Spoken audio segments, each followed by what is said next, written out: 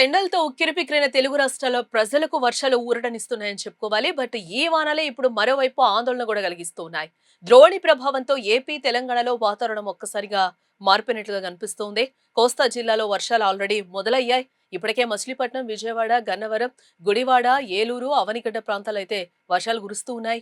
అంతేకాకుండా కృష్ణా, ఎన్టీఆర్, ఏలూరు, పశ్చిమ గోదావరి, అలాగే ప్రకాశం, నెల్లూరు జిల్లాల్లో ఉరుములు, మెరుపులతో కూడిన వర్షాలు కురిసే అవకాశం ఉందని AP state disaster management authority చెప్తూ ఉంది. కొన్ని చోట్ల ఈదురుగాలులు కూడా వీచే అవకాశం ఉందని కూడా హెచ్చరిస్తూ ఉంది.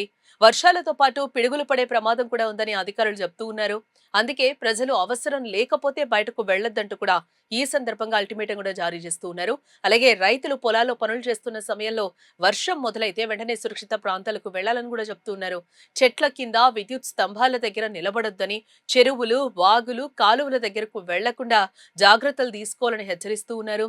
అటు తెలంగాణలోనూ వర్షాల జోరు మరింత పెరగనుంది. రానున్న 7 రోజుల పాటు రాష్ట్ర వ్యాప్తంగా భారీ వర్షాలు కురిసే అవకాశం ఉందని భారత వాతావరణ శాఖ అయితే చెప్తూ ఉంది. ముఖ్యంగా ఉమ్మడి ఖమ్మం, వరంగల్ జిల్లాలకు యెల్లో అలర్ట్ జారీ చేసింది. కాగా హైదరాబాద్ నగరంలో సాయంత్రం 6 గంటల తర్వాత వర్షాల తీవ్రత పెరిగి రాత్రి సమయంలో భారీ వర్షం కురిసే అవకాశం ఉందని కూడా అంచనా వేసింది.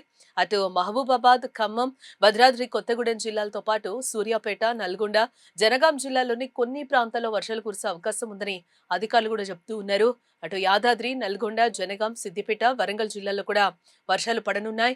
అత్యవసరం అయితేనే ప్రయాణాలు చేయాలని, వర్షం సమయంలో వేగంగా వాహనాలు నడపొద్దని అధికారులు హెచ్చరిస్తూ ఉన్నారు. చిన్నారులను నీటి ప్రవాహాల దగ్గరకు వెళ్లనివ్వద్దని విపత్తు నిర్వహణ శాఖ సూచించింది. మొత్తంగా చూస్తే మరో వారం రోజుల పాటు 2 తెలుగు రాష్ట్రాల్లో వర్షాలు కొనసాగే అవకాశం ఉందని కూడా వాతావరణ శాఖ చెప్తూ ఉంది. ఇప్పటికే పలు జిల్లాల్లో భారీ వర్షాలు కురుస్తూ ఉండగా రాబోయే రోజుల్లో వర్షాల తీవ్రత మరింత పెరిగే అవకాశం ఉందని వాతావరణ శాఖ హెచ్చరించింది. కాబట్టి ప్రజలు అప్రమత్తంగా ఉండాలని అధికారులు కూడా ఈ సందర్భంగా సూచిస్తూ ఉన్నారు.